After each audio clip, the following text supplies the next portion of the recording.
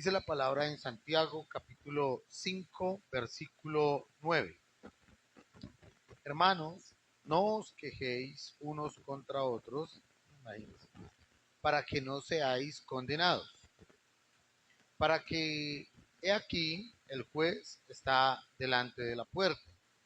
Hermanos míos, tomad como ejemplo de aflicción y de paciencia a los profetas que hablaron el nombre del Señor. He aquí tenemos por bienaventurados a los que sufren. Habéis oído de la paciencia de Job y habéis visto el fin del Señor, que el Señor es muy misericordioso y compasivo. Pero sobre todo, hermanos míos, no juréis ni por el cielo, ni por la tierra, ni por ningún otro juramento, sino que vuestro sí sea sí y vuestro no sea no, para que no caigáis en condenación. ¿Está alguno entre vosotros afligido? Miren la pregunta, miren la pregunta. ¿Está alguno entre vosotros afligido? ¿De entre nosotros hay algún afligido? ¿Alguien está afligido? Pregunto. Muy bien. Miren la pregunta tan bonita. ¿Está alguno de entre vosotros afligido? O sea que siempre ha habido entre nosotros, como mínimo, uno. Dice la escritura, ¿está alguno entre vosotros afligido? ¿Qué dice la escritura? Haga oración. ¿Está alguno alegre? Amén. Cante alabanzas. ¿Está alguno enfermo entre vosotros? ¿Hay algún enfermo entre vosotros? Amén. Yo tengo semana y media un dolorcito de rodilla terrible. Llame a los ancianos de la iglesia y oren por él, ungiéndole con aceite, aquí hay aceite, en el nombre del Señor. Y la oración de fe, ¿cuál oración de fe? Salvará al enfermo. Ya la vamos a explicar. Y el Señor lo levantará. Y si hubiere cometido pecado, le serán perdonados. Confesaos vuestras ofensas unos a otros, no coma callado. Y orad unos por otros, para que seáis sanados. La oración eficaz del justo puede mucho. Elías era hombre sujeto a pasiones semejantes a las nuestras y oró fervientemente para que no lloviese, y no llovió sobre la tierra por 3 años y 6 meses. Y otra vez oró, y el cielo dio lluvia, y la tierra produjo su fruto. Hermanos, si alguno entre vosotros se ha extraviado de la verdad, y alguno le hace volver, sepa que el que haga volver al pecador del error de su camino, salvará de muerte un alma y cubrirá multitud de pecados. Mire cuán especial y cuán bonito puede ser el libro de Santiago con respecto a la sencillez y el tratamiento que debemos tener con nosotros. No es un libro muy doctrinal, no es un libro que nos enseñe grandes dogmas de la fe, no es un libro que nos enseñe a profundidad la doctrina o nos enseñe teología sistemática. No es un libro al que inclusive haya que traducir con hebreo o con griego. Realmente la palabra del Señor en Santiago es algo demasiado práctico. Y solamente imagínense la practicidad de este evangelio. Ahora imagínense en el personaje. Imagínense solamente que Efesios capítulo 1 es uno de los capítulos más complejos que tiene la escritura. ¿Quiere enredarse en la fe? Lea Efesios capítulo 1.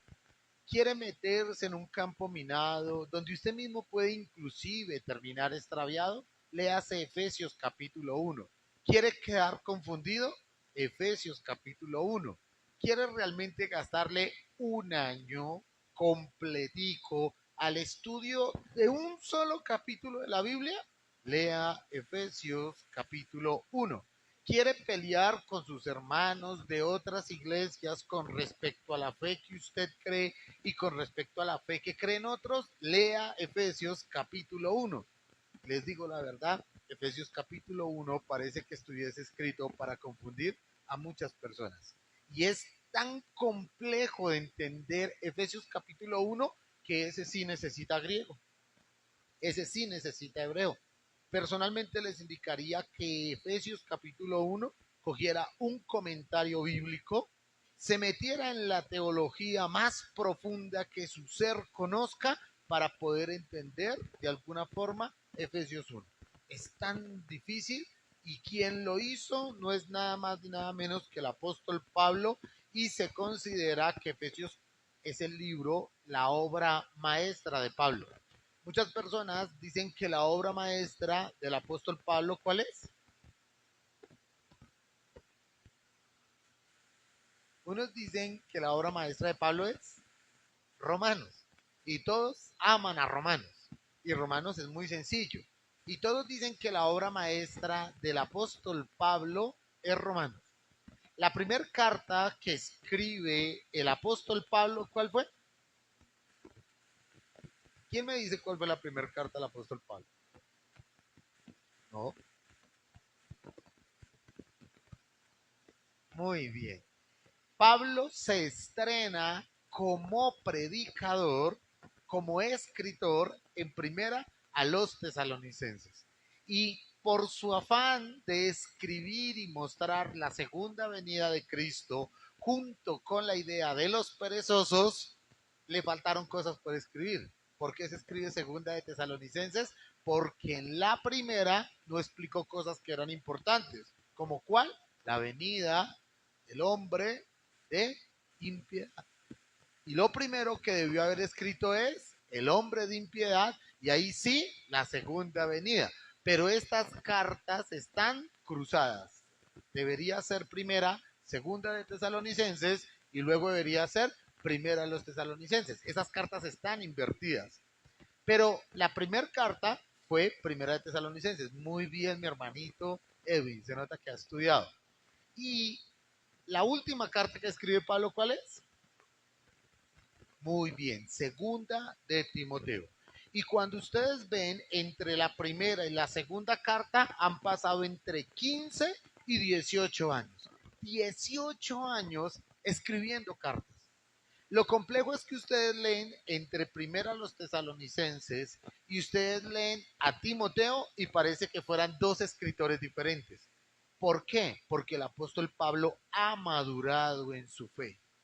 Ya no está hablando del establecimiento de la iglesia, sino que en segunda de Timoteo está hablando de iglesias constituidas que se fundaron y ya hay pastores, hay obispos, así que el verbo entre primera de Tesalonicenses y su última carta, segunda de Timoteo, el verbo cambia, la palabra cambia, las instrucciones cambian y el método de la carta entre la primera y la segunda es completamente diferente. Lean las dos cartas y traten de mirar si hay alguna similitud o algún parecido. Y ustedes se darán cuenta que por el contrario, estas cartas doctrinalmente se separan la una de la otra, pero las dos forman el cuerpo de Cristo.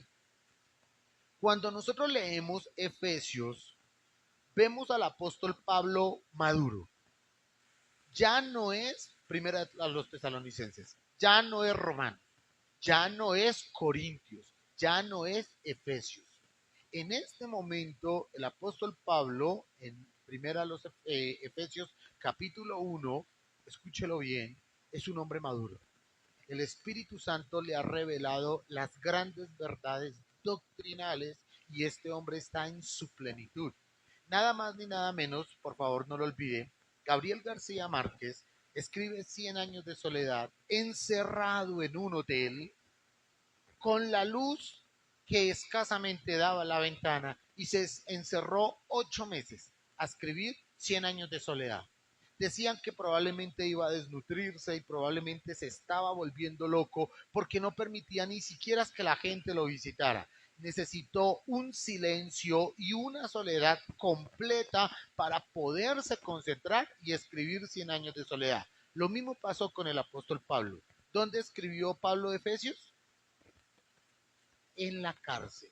Y solamente recluido en una cárcel donde está él solo meditando en el Espíritu Santo, fue como pudo llegar a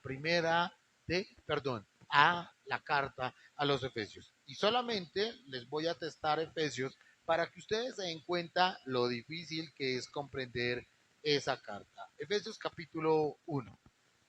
Solamente la voy a leer, voy a pasar por ella, pero por favor yo les ruego presten atención a la a primera Efesios capítulo 1. Dice, Pablo apóstol de Jesucristo, por la voluntad de Dios, a los santos y fieles en Cristo Jesús que están en Éfeso.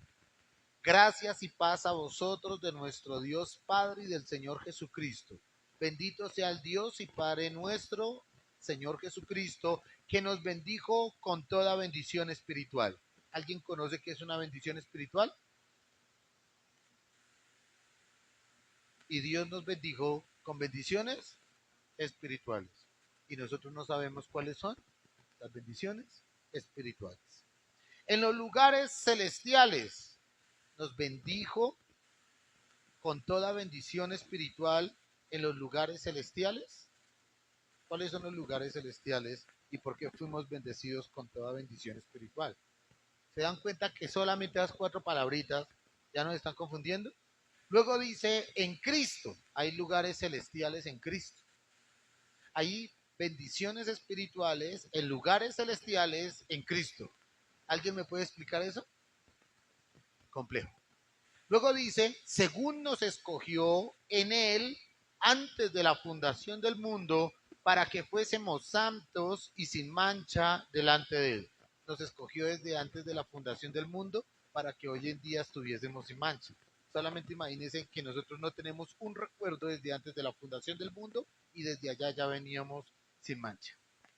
En amor, habiéndonos predestinado, una de las doctrinas más difíciles de comprender en la palabra y que requiere un estudio. Es tan difícil de comprender que la mayoría de pentecostales no creen en la predestinación. Solamente piensen cuán difícil es leer el libro de los Efesios sin poder no cuestionar la doctrina de otro. Está hablando de la predestinación. Y muchas iglesias pentecostales no creen en la predestinación. Luego dice, en el amor, habiéndonos predestinados para ser adoptados suyos. O sea, fuimos predestinados para ser adoptados.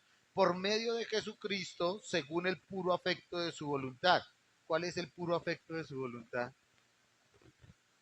Para alabanza de su gloria, de su gracia, con la cual nos hizo en él aceptos en el amados, en quien tenemos redención por su sangre. Me explican por favor la redención por su sangre, el perdón de pecados según las riquezas de su gracia. ¿Cuáles son las riquezas de su gracia? Que hizo sobreabundar para con nosotros en toda sabiduría e inteligencia, dándonos a conocer el ministerio de su voluntad según el beneplácito. ¿Cómo? Dándonos a conocer el ministerio de su voluntad según su beneplácito, el cual se había propuesto en sí mismo, de reunir todas las cosas en Cristo en la dispensación del cumplimiento de los tiempos, así como los que están en los cielos como los que están en la tierra. En él asimismo tuvimos herencia, habiendo sido predestinados conforme al propósito del que hace todas las cosas según el designio de su voluntad. ¿Alguien entendió Efesios capítulo 1? ¿Se dan cuenta la complejidad? Que ni aun los mayores teólogos han podido llegar a la comprensión final de Efesios capítulo 1. Por eso, si algún día a usted le toca predicar un día aquí en la iglesia, yo le recomendaría, por favor, para no confundirse o confundir a alguien más, empezar con Efesios capítulo 1. Pero así como Efesios capítulo 1 es tan complejo, imagínense solamente cómo sería una conversación con el apóstol Pablo hablando de Efesios. Solamente imagínense cuántas cosas complejas habían en Efesios 1. Siéntese a comer con el apóstol Pablo y pídale que se las explique. Pero Santiago no. Santiago no es difícil. Santiago es uno de los libros más fáciles y sencillos que tiene la escritura. Habrán cosas que nosotros con dificultad podremos entender en muchísimos pasajes de la escritura, en Levítico, en Deuteronomio, en el mismo libro de los Cantares. Habrán cosas demasiado complejas en el libro de los Gálatas, en el mismo Apocalipsis, aún en el mismo en los primeros 7 capítulos, puede que sea algo supremamente complejo y difícil de entender, pero Santiago no. Y solamente imagínense la practicidad del Evangelio en la boca de Santiago. ¿Cómo entender el Evangelio con una persona tan sencilla para explicar? Solamente piensen ustedes que no es lo mismo explicar una clase en un instituto bíblico que explicar una clase en el kindergarten, en la escuela dominical, en la primera escuelita dominical. Solamente imagínense cuán difícil puede ser para un teólogo sistemático subirse a explicarle a los niños de la primera escuela dominical las grandes riquezas de la gracia. Y los niños diciendo, no entiendo. Pero ahora pongan a uno de esos sencillos maestros de la escuela dominical y siéntenlo en una escuela de teólogos. Y tampoco se va a hacer entender. Pero cuando ustedes se sentaban con Santiago, encontraban las palabras más prácticas de una persona tan dulce, tan tierna y tan amorosa que todo lo que decía se le entendía. Todo lo que él decía se le entendía. Dice la escritura en Santiago capítulo 5, versículo 9. Hermanos, no os quejéis unos contra otros, para que no seáis condenados. O sea que aquí hay una pequeña condenación a causa de qué? De las quejas. Dicen que quejarse es un delito y que quejarse también es un pecado. Y que cuando uno tiene todo a la mano, ¿por qué se queja? Y si usted tiene la salud tan vigorosa, rozagante, que Dios le ha permitido, ¿por qué se queja? Si usted tiene unos recursos y unos ingresos que le entran quincenal o mensualmente, ¿por qué se queja? Si Dios le enseñó a usted a trabajar, ¿por qué se queja? Si Dios lo hizo a usted así popocho, bajito, gordito, ¿por qué se queja? Y si tan solo la queja de la vida es difícil, ahora imagínese usted quejándose de su hermano, que no le gusta como su hermano predica y se queja, que no le gusta como su hermano enseña y se queja, que no le gusta como el hermano toca la guitarra, se queja, que no le gusta como el pastor toca esos tarros, se queja, que no le gusta que el pastor cargue la Biblia chiquita si él tiene la Biblia grande, se queja, que por qué el pastor trae gafas los jueves y no las trae los domingos, se queja, que por qué se demoró el culto más de las 11:30, se queja, que por qué las empanadas estaban frías, se queja. ¿Usted conoce a alguien que se queja por todo? ¿Usted conoce a alguien que se queja por todo? Y en ello hay condenación. ¿No lo dice la escritura? Miren que no hay nada más cansón que pasar tiempo con un quejetas. Siéntese a almorzar con alguien que se queja. Se queja porque sí, se queja porque no. Se queja porque tiene, se queja porque no tiene. Y Dios le dio 3 hijos y de los 3 se queja. Y tiene viviendo su papá y su mamá y se queja de su papá y se queja de su mamá. Y tiene tenis para correr y se queja de los tenis que tiene para correr. Y le sale los cachumbos y se queja porque no los tiene lisos. Y los tiene lisos y se queja porque no los tiene crespos. Y se han dado cuenta que hay personas supremamente difíciles porque se quejan de todo, por todo y a toda hora. Y en la queja que hay, y en la queja que hay, condenación. ¿Hay alguien muy quejetas? A veces. Y en ello hay condenación. ¿Nos toca corregirlo? A todos. a todos. ¿Pero para qué vinimos? A aprender. ¿A qué vino usted un jueves? A aprender. ¿Se está quejando usted por todo? En ello hay condenación. No sé qué. ¿Gana mucho? No, pues fíjense que gana mucho. ¿Gana poco? No sé qué. ¿Cómo le ha ido? No, más aburrido. No sé qué. ¿Cómo le ha ido? Pues bien, como viven los pobres. No sé qué. Porque en la queja hay condenación. Luego dice, he aquí el juez está delante de la puerta. Hermanos míos, tomad como ejemplo la aflicción de paciencia a los profetas que hablaron en el nombre del Señor.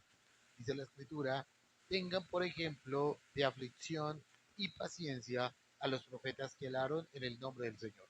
¿Cómo estaba Silas y Pablo en la cárcel de Filipo? En un tobogán, saltando en un trampolín, viendo DirecTV, Netflix. ¿Cómo estaba el apóstol Pablo y cómo estaba Silas en la cárcel de Filipo? ¿Cómo estaba? Pero ¿cómo estaban físicamente? Afligidos porque habían puesto un cepo y habían puesto sus manos y sus pies en un cepo. Dos, cuatro círculos, dos pequeños, dos grandes, las piernas aquí, las manos aquí. Un cepo de madera. Y estaban ahí sentados, tirados, abandonados. Y mientras estaban ahí, podían haber dicho, yo por qué no era musulmán, yo mejor me hubiera metido al Tao, yo mejor andaba en el judaísmo, puede haber dicho el apóstol Pablo. El apóstol Pablo puede haber dicho, ¿será que es que el Silas, por andar con el Silas, cuando ando solo me va mejor? ¿Pero qué estaban haciendo mientras estaban afligidos? Alabando y levantando alabanzas a nuestro Dios. Les hago una pregunta. ¿Tenían motivos para quejarse? Todos, todos los del mundo. ¿Pero qué prefirieron ellos? Alabar. Estaban los tres hombres que entraron al horno, inocentemente, y prefirieron guardar silencio cuando fueron arrojados allí en el horno.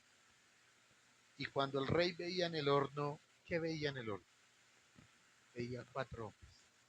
¿Y esos cuatro hombres qué estaban haciendo? Estaban danzando. ¿Y dónde estaban? En un horno, apagado o prendido. ¿Tenían por qué quejarse? ¿Pero qué hicieron? Alabar. ¿Tenemos por qué quejarnos? Sí, pero es mejor poner freno en nuestra obra y tratar de no quejarnos. Miren los profetas y la aflicción que tuvieron. No voy a hablar mal del muchacho que mañana le van a aplicar la eutanasia. Tampoco voy a hablar bien. Pero dice, miren a Job. Eso dice la escritura. En su aflicción. Miren a Job. Ni bien ni mal voy a hablar de él. Pero él dice, miren a los profetas. Encarcelados, aserrados, asesinados. Y miren al pobre Job. Mírenlo. Y a través de su aflicción y de su dolor aprendan. Profetas encerrados, encarcelados. Y de ellos había que aprender. Job sin familia, Job sin tierras, Job sin vacas, Job enfermo. Y yo le hago una pregunta, ¿había alguien en el mundo con un salvoconducto para quejarse? Era Job. ¿Tenía Job realmente el motivo, la razón y las suficientes razones para quejarse? Las tenía todas. Pero su boca guardó silencio. Y su esposa le decía, muérete ya. Pero Job guardó silencio en la prueba, sin la queja, soportando la aflicción. Me he dado cuenta personalmente que cuando callo gano más. No lo digo, lo pienso. Y es casi imposible no pensarlo. Aunque nuestra mente debería estar sujeta a la mente de Cristo, muchas veces nuestra mente está maquinando, pero no lo digo. Como la grosería. Siento un dolor muy profundo. ¿Por qué decir la grosería? Siento una agonía en mi corazón, un sufrimiento momentáneo. Pero ¿por qué decir la grosería? La grosería es casi un lamento. Es un lamento desagradable. Y en el lamento desagradable hay condenación. Luego dice la escritura, y aquí tenemos por bienaventurados a los que sufren. ¿Habéis oído de la paciencia de Job? ¿Y habéis visto el fin del Señor? Está comparando dos extremos de dolor. Uno y el otro. Y ambos tenían en medio del dolor y el sufrimiento motivos suficientes para quejarse. Todos. Mas los dos guardaron. Y el sumo sacerdote le decía, dinos de una vez, ¿tú eres el Cristo? ¿Y qué hizo Jesús? Y allá fue delante de Herodes. Y Herodes se burlaba de él. Y le decía, hazme un milagrito, hazme un milagrito. ¿Y qué hizo Jesús? Y Poncio Pilato le dijo, dime qué es la verdad. ¿Y qué hizo Jesús? Y estando en la cruz del Calvario, mientras los sumos sacerdotes se burlaban de él diciendo, clama a Dios, de pronto mande un ángel para que usted descienda, Jesús,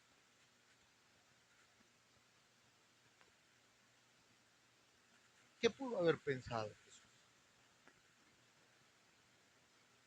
Pero evitó decir.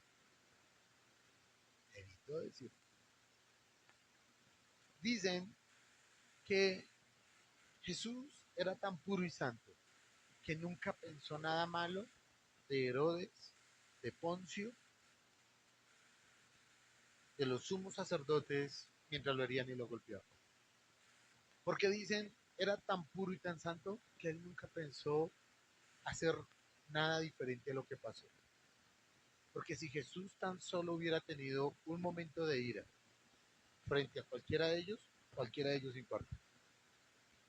Si Jesús hubiera tenido tan solo un pensamiento diferente a ir a la cruz del Calvario, cualquiera que le hubiese ofendido, Jesús con el solo pensamiento hubiera acabado con sus vidas.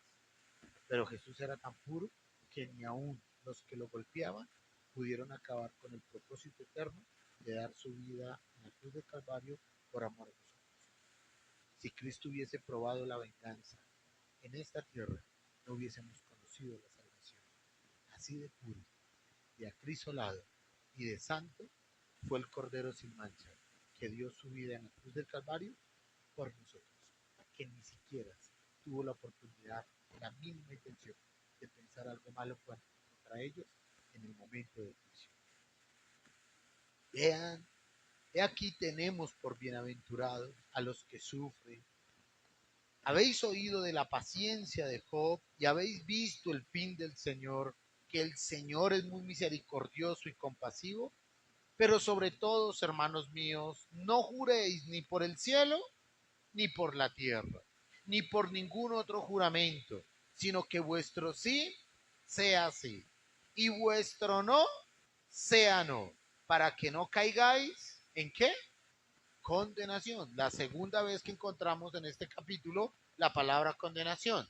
La primera palabra condenación la encontramos con respecto a quiénes?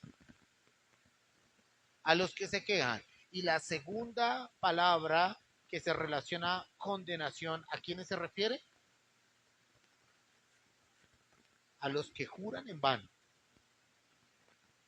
¿Usted jura? A veces se nos suelta. Ah, se lo juro. Quítese. Yo he visto gente jurando por los ojos de Dios. Miren, un día cogí un celular y vi algo. Yo dije, wow. Y yo inocentemente le pregunté a la persona, tal cosa, y me dijo, no. Yo le dije, ¿seguro? Y me dijo, no. Y yo le dije, ¿estás seguro que lo estás diciendo? Yo se lo juro por Dios. Yo lo escuché. Yo le dije, usted me acaba de orar por mí. Le dije,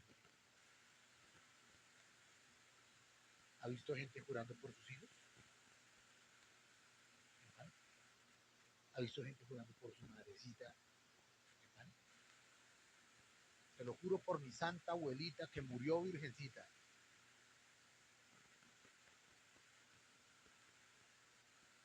Y en el juramento, ¿qué hay? Condenación. Eh, con la queja y con el juramento. Porque en ello hay condenación. ¿Está alguno entre vosotros afligido? Corra donde el pastor que le soluciona todos los problemas. ¿Sí? ¿Está alguno afligido? Sí, publique todos sus lamentos en el Facebook, que el Facebook lo va a salvar de todos sus dolores. ¿Está usted achantado y se siente solo y abandonado? Cuelgue palabras positivas en el Facebook, que eso le va a ayudar hartísimo. Entre más palabras positivas ponga usted en el Facebook, más ausencia y más dolor tiene usted en el corazón.